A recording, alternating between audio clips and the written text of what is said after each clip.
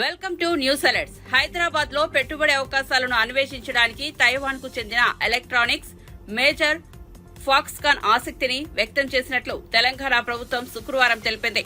Foxconn chairman ఎంగ్లియు Telangana ముఖ్యమంత్రి రేవంత్ రెడ్డిని న్యూఢిల్లీలో కలిశారు మరియు హైదరాబాద్ శివార్లలో అభివృద్ది చేయనున్న ప్రతిపాదన 4వ నగరంలో పెట్టుబడులు పెట్టాలని కంపెనీని ఆహ్వానించారు.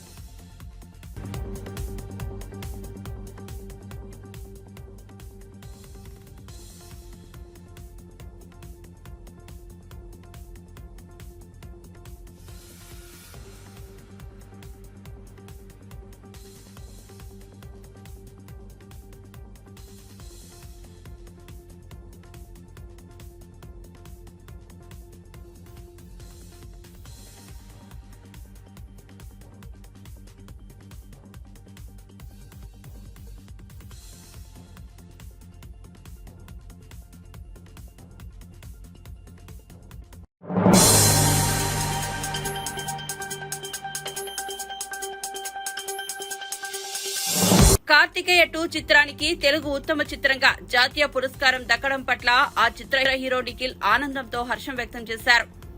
ఆయన ఈ విజయాన్ని చిత్ర యూనిట్ సమిష్టి కృషికి అంకితం చేస్తూ ఈ గౌరవం అందుకోవడం తమకు గర్వకారణమని అన్నారు. చిత్ర నిర్మాతలు, దర్శకుడు చందు మొండేటి మరియు సాంకేతిక బృందం అద్భుతంగా పనిచేసినందువల్లే ఈ పురస్కారం సాధ్యమైందని, ప్రేక్షకుల ఆదరణను గుర్తు చేసుకుంటూ ఆ ప్రేక్షకుల అండతో మరిన్ని గొప్ప సినిమాలు తీస్తామని నిఖిల్ అభివర్ణించారు. నమస్తే అండి, నేను మీ నిఖిల్ని. ఇందాకే ఒక అద్భుతమైన న్యూస్ వినడం జరిగింది.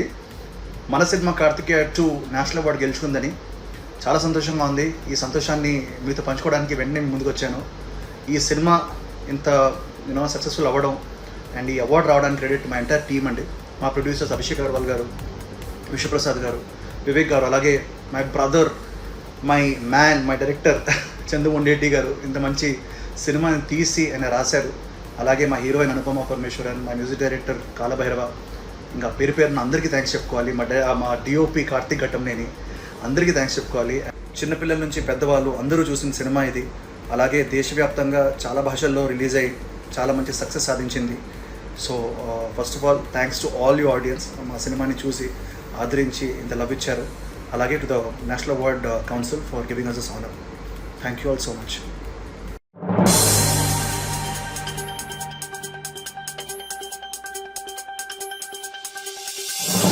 కార్తికేయ 2కి తెలుగు ఉత్తమ చిత్రంగా జాతీయ పురస్కారం దక్కడం పట్ల ఆ చిత్ర దర్శకుడు చందు మొండేటి ఆనందం వ్యక్తం చేశారు. ఆ పురస్కారం ప్రేక్షకులు ఇచ్చిన వరంగా తెలిపారు. ఈ అవార్డు సినిమా పట్ల తన బాధ్యతను మరింత పెంచిందన్నారు. కార్తికేయ పార్ట్ 3 తప్పక ఉంటుందని స్పష్టం చేశారు. పార్ట్ 2ని మించి ఉండేలా ప్లాన్ చేస్తున్నట్లు తెలిపారు. రేంజ్ లో తర్వాత సీక్వెన్స్ కూడా చేసుకోవచ్చు. అండ్ నువ్వేదైతే చెప్పావు అది రైటర్ నేను ఏదైతే కథ చెప్పానో అందులో విశ్వ గారు చాలా ఎగ్జైట్ అయిపోయారు. అండ్ అప్పటికే అభిషేక్ గారిది విశ్వ గారిది కొలాబరేషన్ జరుగుతుంది. సో టుగెదర్ వాళ్ళిద్దరూ కలిసి ఒక అద్భుతాన్ని చేశారండి. సినిమా జరిగినప్పుడు ఏ స్పేస్ లో కూడా క్రియేటివ్ నాన్సెన్స్ కానీ, ఏ స్పేస్ లో కూడా కంటెంట్ పరంగా డౌట్ కానీ ఎక్కడా కూడా ఏమీ లేకుండా మొత్తం మా మీద వదిలేసి చేశారు. థ్యాంక్స్ టు విశ్వ గారు అండ్ అభిషేక్ గారు. వన్స్ అగైన్ నేను అనుకోకుండా అంటే ఎప్పుడో చాలాసార్లు కాన్వర్జేషన్ వచ్చినప్పుడు చాలా అడ్వెంచర్స్ చేయాలి. Each and every Karthikeya franchise will have Karthikeya ఫ్రాంచైజ్లో ప్రతి ఒక్క 3-4 అలాగే ప్రతి ఒక్క కొత్త అడ్వెంచర్తో రావాలి. ఇండియానా జోన్స్ లాగా, స్టార్ వార్స్ లాగా రావాలి అనేది నేను ఎప్పుడో నేను నిఖిల్ చెప్పాను. కార్తికేయ 3 ఉంటుందండి. ప్రస్తుతానికి రైటింగ్ స్టేజ్లో ఉంది. చాలా ఎగ్జైటింగ్గా వస్తుంది. నాకు 2 మూవీస్ ఉన్నాయి. తండేలు ఉంది, ఆ తర్వాత ఇంకొక మూవీ ఉంది. సో 1 year తర్వాత ఎప్పుడు స్టార్ట్ అవుతుంది అనేది ఒక క్లారిటీ వస్తుంది. భయంగా ఉంది అంటే రైట్ అంటే బాధ్యత ఖచ్చితంగా పెంచుతుంది. So it's not easy. ఇక్కడ రావడం అనేది చాలా అంత ఈజీ ఏం కాదండి. ఇక్కడ ఇది సస్టైన్ చేయడం అనేది ఇంకా టఫ్ అని అర్థమవుతుంది. నేషనల్ అవార్డు వచ్చింది. ఇప్పుడు ఆ మూసింది. ఇప్పుడు ఏ కన్ఫ్యూజన్ లేదండి. తండేల్ అనేది వాసు గారిది, అరవింద్ గారి ప్రోడక్ట్. సో నా రైటింగ్ కానీ, నా మేకింగ్ కానీ దే హ్యావ్ ఫుల్ కాన్ఫిడెన్స్. అది రిలీజ్ అయిన తర్వాత ఇంతకు మించి ఎగ్జైటింగ్ ఉంటుందండి. రిలీజ్ అయిన తర్వాత అంత కాన్ఫిడెన్స్ వచ్చాను. ఏ సినిమా కండి? కార్తికేయ 2 ఈ నేషనల్ అవార్డుకి సంబంధించి. ఇయ్యా అండి, ఆ అవార్డు వచ్చింది, స్ట్రైట్ అవే ఇక్కడికి వచ్చాను. చాలా చాలా కాల్స్ ఉన్నాయి, how to receive them. Karthikeya 2ని ఇంత గొప్పగా రిసీవ్ చేసినందుకు, మొత్తం మల్టీ లాంగ్వేజ్ లో ఇంతమంది అభిమానులకు థ్యాంక్ యూ. అభిమానులు ఇంతగా రికగ్నైజ్ చేశారు కనుక నేషనల్ అవార్డ్ జ్యూరీ మెంబర్స్ కూడా రికగ్నైజ్ చేశారు. చాలా చాలా చాలా ఇది అక్నాలెడ్జ్ చేసినందుకు నేషనల్ అవార్డ్ జ్యూరీ మెంబర్స్ కి మనస్ఫూర్తిగా ధన్యవాదాలు.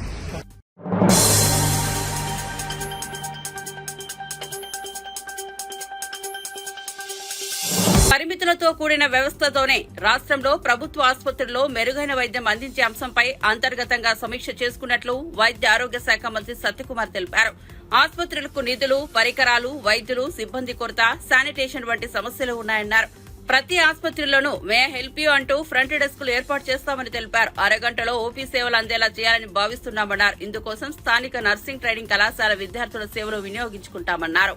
లేదా ఇతర ఆర్ట్ ఆఫ్ లివింగ్ ఇటువంటి ఎవరన్నా సమాజంలో ఎన్జిఓలు కానీ కలెక్టర్లతో సంప్రదించి వీళ్ళని కూడా మాట్లాడి కొన్ని మేనేజ్మెంట్ కాలేజీలు కానీ వీళ్ళని తీసుకొచ్చి ఒక క్వశ్చనీర్ తయారు చేసి పేషెంట్ల దగ్గర, అటెండెన్స్ దగ్గర ఒక ఫీడ్బ్యాక్ విధానాన్ని, మీరు వెళ్ళారా, వెళ్తూనే పలకరించారా, పలకరిస్తే సైనేజ్ బోర్డులు ఉన్నాయా, సరైన ఓపీకి వెళ్ళారా, ఓపీ వెళ్ళిన తర్వాత మీరు రక్త పరీక్షలు చేసుకున్నారా, చేసుకున్న తర్వాత మధ్యాహ్నం వచ్చాయా, మళ్ళీ ఆ డాక్టర్ మిమ్మల్ని చూశారా లేదా, ఈ సాటిస్ఫాక్షన్ ఉందా లేదా అని తెలుసుకోవడం కోసం ఫీడ్బ్యాక్ సిస్టమ్ని కూడా ప్రతి ఆసుపత్రులు కూడా తీసుకురావాలని నిర్ణయించడం జరిగింది. అదేవిధంగా ముఖ్యంగా ఫిర్యాదులు చాలా వస్తున్నాయి, అవినీతికరమైన, ప్రతిరోజు పేపర్లో చూస్తున్నాం. మేము వాటినే ప్రామాణికంగా తీసుకొని కూడా ఆ మీటింగ్ తీసుకోవడం జరిగింది. ఈ నిజానికి సమీక్ష నిర్వహించడానికి ప్రధాన కారణం మీడియాలో అనేక కథనాలు వస్తున్నాయి. మేము వచ్చింది 2 నెలలే అనుకోండి, 2 నెలల్లో పూర్తిగా ప్రక్షాళన చేయడం అనేది సాధ్యం కాదు. అయినప్పటికీ కూడా మీడియాలో వచ్చిన వార్తల్ని ప్రామాణికంగా తీసుకొని ఇతరత్ర మేము వెళ్ళినప్పుడు పర్యటన సందర్భంగా ఆసుపత్రుల్లో లేదా తెలిసిన వాళ్ళ ద్వారా ఇతరత్ర స్టేక్ హోల్డర్స్ ద్వారా వచ్చిన విషయాన్ని ప్రామాణికంగా తీసుకొని ఈ మెరుగుపరుచుకునే ప్రయత్నాలు చేస్తున్నాం. దాంట్లో భాగంగా అవినీతి మీద కూడా కొన్ని ఆరోపణలు వస్తున్నాయి. పై స్థాయి నుంచి కింది స్థాయి.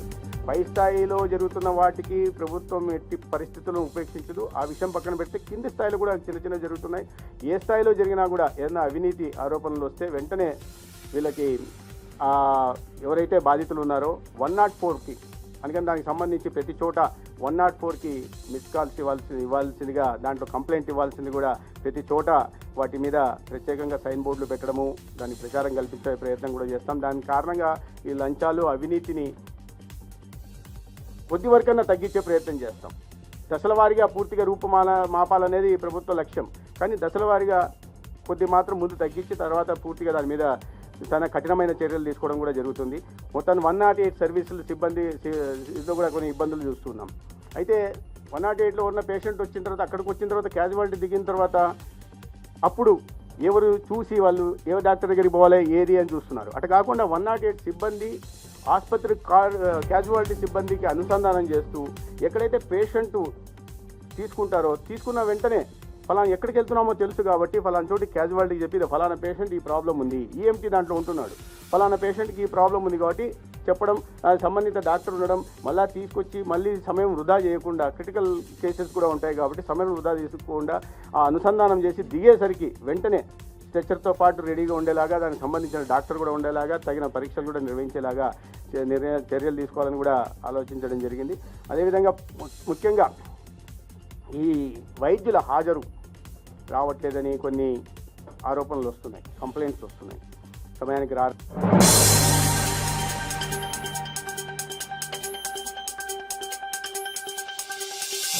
కోల్కతాలో మెడికో హత్యాచార ఘటన నిరసిస్తూ గుంటూరు ప్రభుత్వ ఆసుపత్రిలో జూనియర్ వైద్యులు విధులను బహిష్కరించి ఆందోళన బాటపట్టారు. నిందితులను కఠినంగా శిక్షించాలని, ఇలాంటి ఘటనలు పునరావృతం కాకుండా ఆసుపత్రిలో పటిష్ట భద్రత చర్యలు చేపట్టాలని డిమాండ్ చేశారు. ప్రజల ప్రాణాలను కాపాడేందుకు వైద్య వృద్ధిలోకి వస్తే వైద్యుల ప్రాణాలకే రక్షణ లేకుండా పోయిందని ఆవేదన వ్యక్తం చేశారు.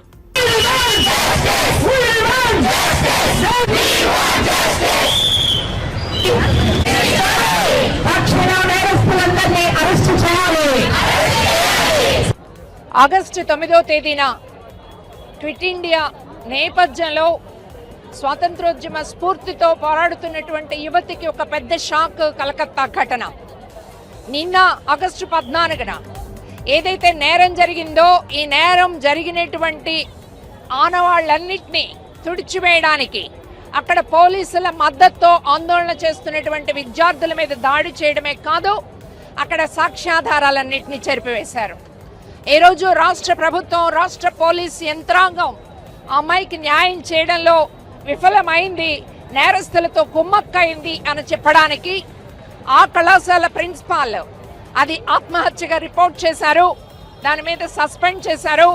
సస్పెండ్ చేసినటువంటి ప్రిన్సిపాల్ని తిరిగి ప్రిన్సిపాల్గా వేరే కాలేజీకి అపాయింట్ చేశారు.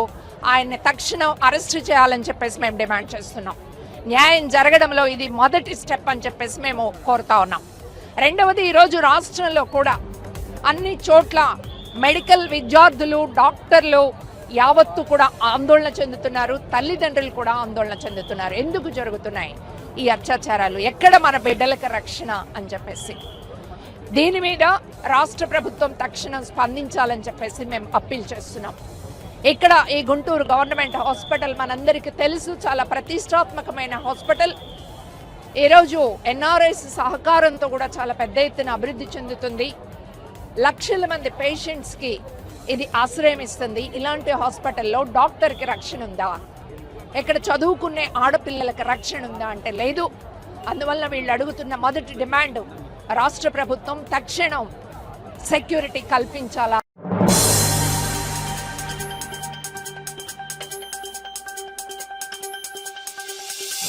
తెలంగాణ మహిళా సమాజానికి బహిరంగంగా క్షమాపణ చెప్పి తీరాల్సిందేనని కొండా సురేఖ స్పష్టం చేశారు.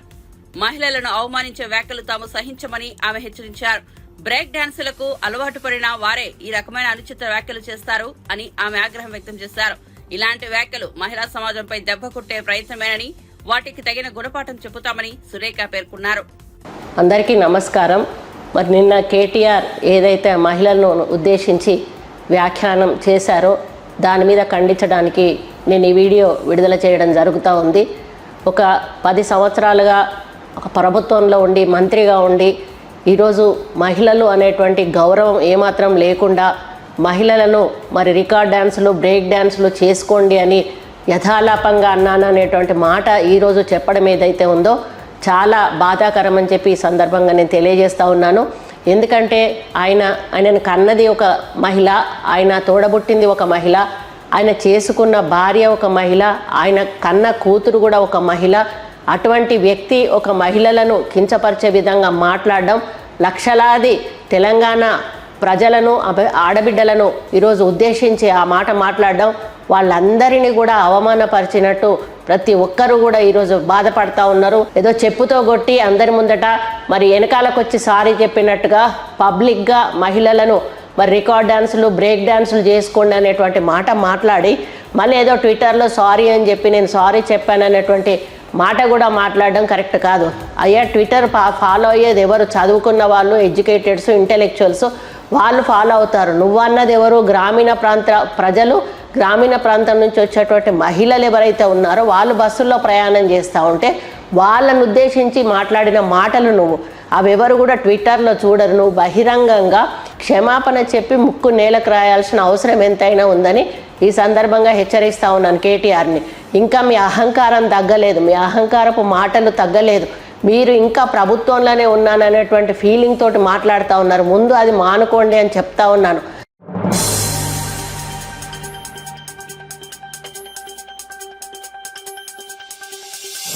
కేసీఆర్ హరీష్ రావుతో నీకు పోలిక, ముఖ్యమంత్రి స్థాయికి తగ్గట్టు మాట్లాడంటూ రేవంత్ రెడ్డిపై మాజీ ఎంపీ బాల్కసుమన్ ఫైర్ అయ్యారు.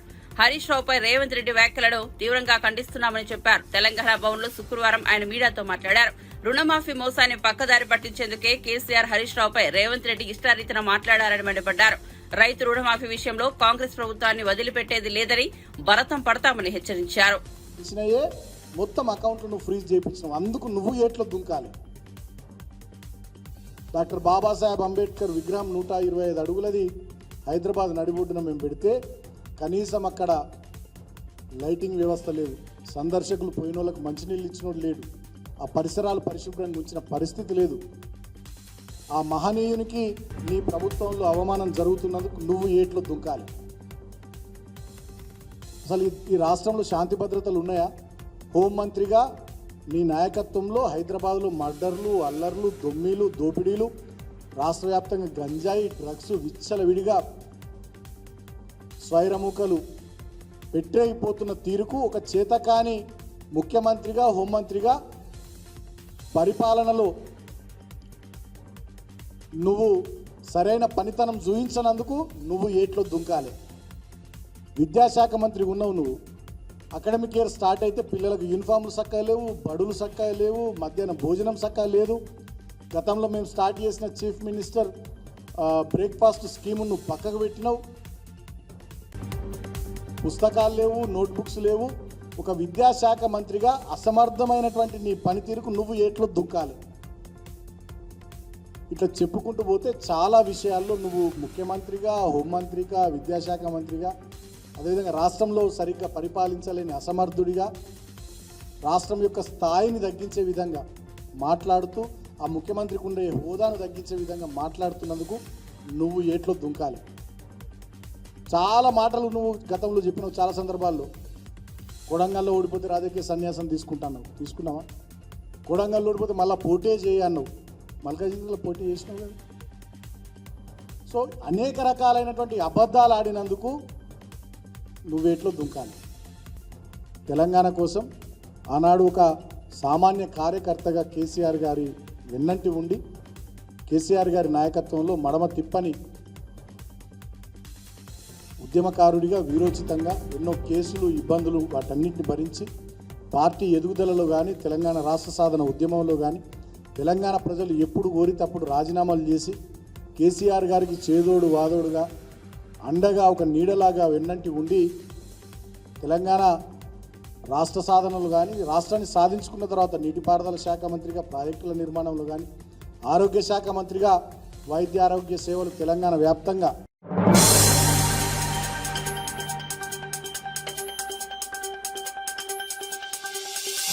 హైదరాబాద్ వచ్చిన ఉపరాష్ట్రపతి శ్రీ జగదీప్ ధంఖర్ మరియు ఆయన సతీమణి డాక్టర్ సుదేశ్ ధంఖర్ ను తెలంగాణ గవర్నర్ జిష్ణుదేవ్ వర్మ, తెలంగాణ రాష్ట్ర రవాణా శాఖ మంత్రి పొన్నం ప్రభాకర్ మరియు ఇతర ప్రముఖులు సాదరంగా స్వాగతించారు. ఈ సందర్భంగా రాష్ట్ర అభివృద్ది మరియు సమగ్రతపై చర్చలు జరిగాయి. ఉపరాష్ట్రపతి హైదరాబాద్ సందర్శన సందర్భంగా తెలంగాణ ప్రజలతో వివిధ కార్యక్రమాల్లో పాల్గొనడం, రాష్ట్ర అభివృద్ది లక్ష్యాలకు సంబంధించి కీలక అంశాలపై సమీక్ష నిర్వహించడం వంటి కార్యక్రమాలు అమలు చేయనున్నారు.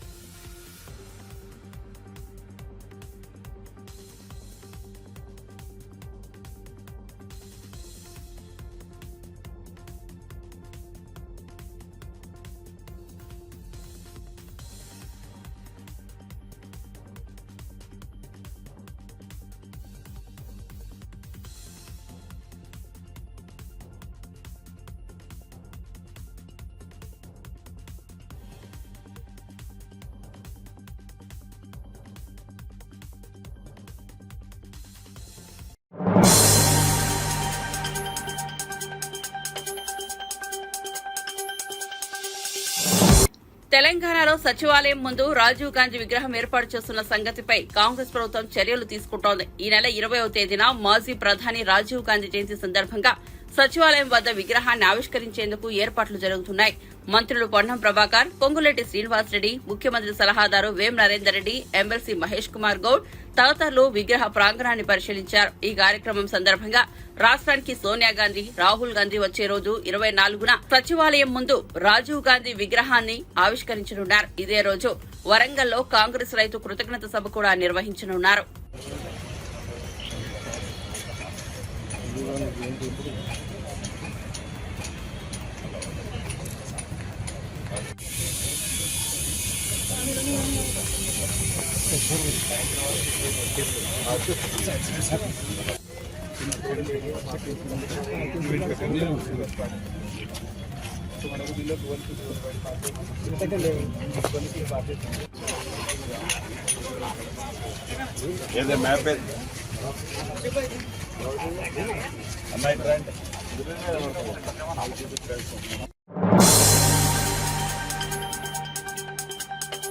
ముఖ్యమంత్రి రేవంత్ రెడ్డికి సంస్కారం, మానవత్వం లేదు. దేవుళ్లపై ఒట్టేసి అబద్దాలాడుతున్న మూర్ఖుడు ఆయన అంటూ మాజీ మంత్రి బాల్కొండ ఎమ్మెల్యే వేముల ప్రశాంత్ రెడ్డి మండిపడ్డారు. 2 లక్షల రుణాలు ఒకేసారి మాఫీ చేస్తామని ఎన్నికల్లో కళ్లబొల్లి వాగ్దానాలు చేసి అధికారంలోకి వచ్చాక రైతులను రేవంత్ రెడ్డి నిలువునా ముంచారని, ఆయనపై రైతులు, ప్రజలు తిరగబడాలని, ఎక్కడికక్కడ కాంగ్రెస్ ప్రజాప్రతినిధులను నిలదీయాలని పిలుపునిచ్చారు. నిజామాబాద్ జిల్లా బీఆర్ఎస్ కార్యాలయంలో ఆర్టీసీ మాజీ చైర్మన్ బాజిరెడ్డి గోవర్ధన్ తో కలిసి వేముల శుక్రవారం మీడియాతో మాట్లాడారు.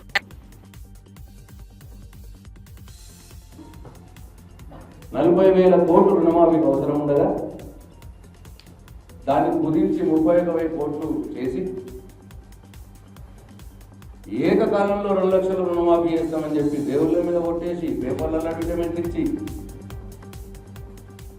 మన ఓట్లు దండుకొని చివరికి చేసింది 17,900 కోట్లు. దానికే ఆ 17,900 కోట్లు కూడా రైతు బంధు ఆఫీట్ ఇచ్చినాయి. దానికే మరి వాళ్ళ 36 లక్షల మంది రైతులు ఉంటే వాళ్ళ లెక్కల్లోనే చూస్తే 22 లక్షల మంది చేసినారు. ఇంకా 14 లక్షల మంది రైతులకు ఇంకా రుణమాఫీ చేయలేదు రాష్ట్రంలో. 14 లక్షల మంది రైతులకు రుణమాఫీ కాలేదు. ఇంకా వాళ్ళ లెక్కల ప్రకారమే రుణమాఫీ అయిపోయిందని చెప్పి నిన్న వైరా మీటింగ్లో సిగ్గు లేకుండా ప్రజల ముందు అబద్ధం ఆడుతున్నాడు. 31,000 కోట్లు అవుతుందని ఆయన చెప్తాడు మీటింగ్లో. మేము ఇప్పుడు చేసింది 17,900 కోట్లు ఆయనే చెప్తాడు. 31,000 కోట్లు మళ్ళీ ఆయనే రుణమాఫీ అయిపోయింది అని చెప్తాడు. అంటే మనం మెదడేమైనా సెంటర్లోనే ఉండి మాట్లాడుతున్నాడా, మతి తప్పి మాట్లాడుతున్నాడా? ఒక ముఖ్యమంత్రి అట్లా మాట్లాడవచ్చునా?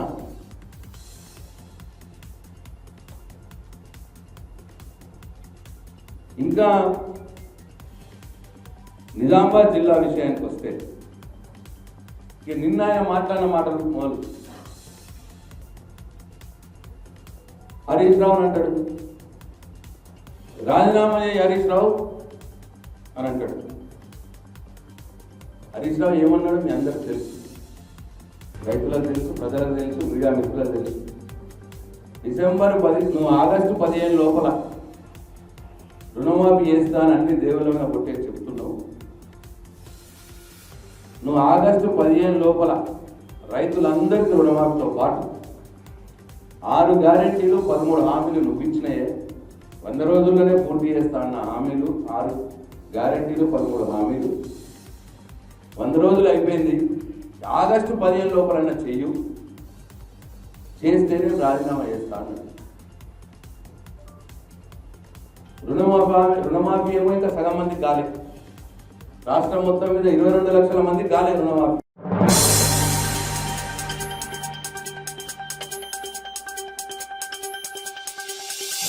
సమయం ఉంటేనే పెంపుడు జంతువులను పెంచుకోవాలని సినీ నటుడు విజయ్ దేవరకొండ సూచించారు. వాటితో గడిపే క్షణాలు ఎంతో ఉల్లాసాన్ని ఇస్తాయన్నారు. హైదరాబాద్ లో ఓ ప్రైవేట్ పెట్ ఆసుపత్రిని తన సోదరుడు ఆనంద్ దేవరకొండతో కలిసి విజయ్ లాంఛనంగా ప్రారంభించారు.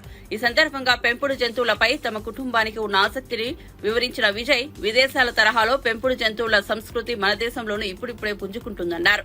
పెంపుడు జంతువుల కోసం అవసరమైన సౌకర్యాలు, వైద్య సదుపాయాలను హైదరాబాద్ సహా దేశంలోని వివిధ ప్రాంతాల్లో అభివృద్ది చేస్తున్నారని విజయ్ తెలిపారు.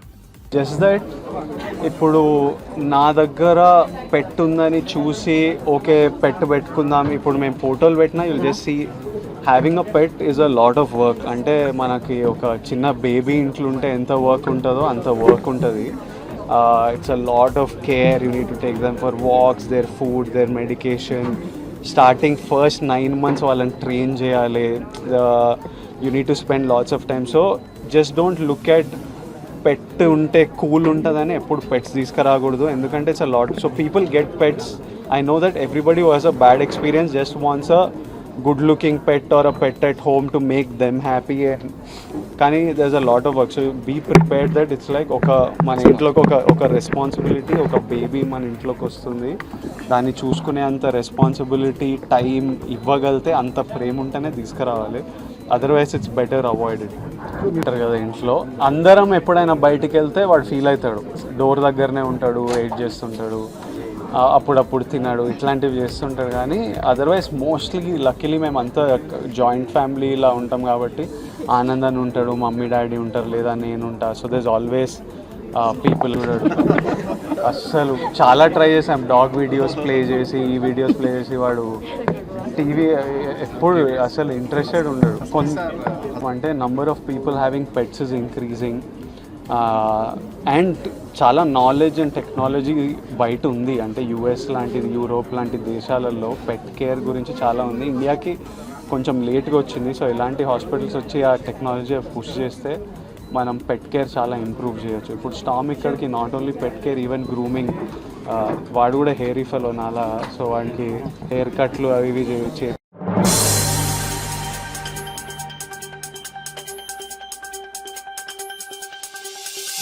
శ్రీ సత్యసాయి జిల్లా హిందూపురంలో ఎమ్మెల్యే బాలకృష్ణ 2 అన్నా క్యాంటీన్లను ప్రారంభించారు. పేదలకు అల్పాహారాన్ని వడ్డించారు. ఎన్టీఆర్ పేరుతో ఏర్పాటైన అన్నా క్యాంటీన్లను ప్రారంభించి ఆయన పేరు స్మరించుకున్నారన్నారు. హిందూపురం అభివృద్ధికి 90 కోట్లు మంజూరు అయ్యాయని తెలిపారు. జిల్లాకు సత్యసాయి పేరు అలాగే ఉంచి జిల్లా కేంద్రంగా హిందూపురాన్ని ఏర్పాటు చేయవలసిందిగా ముఖ్యమంత్రి దృష్టికి తీసుకెళ్లినట్లు బాలకృష్ణ తెలిపారు.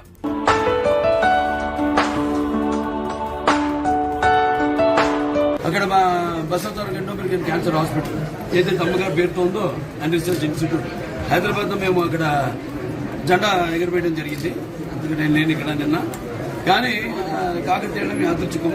అది ఇవాళ మళ్ళీ శ్రావణ శుక్రవారం కావడం, ఇవాళ నాన్నగారి పేరుతో నిన్న అమ్మగారి పేరుతో ఉన్న ఆసుపత్రిలో జెండా అందరం చేయడం, ఇవాళ అనుకోకుండా ఇక్కడ అన్న క్యాంటీన్, అదే ఏదైతే అన్న అంటే ఎవరు ఇంకా ఎన్టీఆర్ ఎంతమంది తారక రామారావు.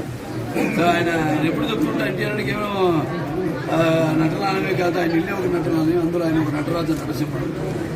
అలాగే రాజు క్యాంటీన్ ఆయన ప్రారంభించడం జరిగింది. అక్షయ పాత్ర వారు ముందుకు వచ్చారు, వారితో టైప్ అయ్యి ఈ యొక్క అన్న క్యాంటీన్ ప్రారంభించడం జరిగింది. 5 రూపాయలకి టిఫిన్ కానివ్వండి, మధ్యాహ్నం అయిపోతే రాత్రి భోజనాలు కానివ్వండి. అలాగే ఇప్పుడు నిన్న గుడిపేటలో ఆయన ప్రారంభించడం జరిగింది ఒక అన్నా క్యాంటీన్ని. ఇవాళ రాష్ట్రం మొత్తం 100 క్యాంటీన్లు, 99 క్యాంటీన్లు ఇవాళ ఈరోజు.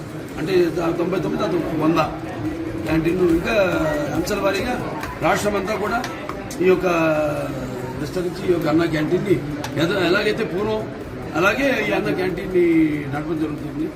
ముఖ్యంగా ఈ యొక్క రోజువారీ కూలీ నాలి చేసుకునే వాళ్ళు, అంటే ఆర్థికంగా దాని దిగువ రేఖ ఉన్నవాళ్ళు, కష్టపడి రెక్కాడితే కానీ డొక్కాడని వాళ్ళకి మరి ఈనాడు ఎంతో పుష్టికరమైన ఆహారం. మీకు తెలుసు అక్షయపాత్ర వాళ్ళు అంటే మా క్యాన్సర్ హాస్పిటల్ కూడా వాళ్ళు చేస్తుంటారు. సో వాళ్ళ ఎంత నాణ్యంగా ఉంటుందో వాళ్ళ అలాగే ఎంత పౌష్టిక ఆహారం.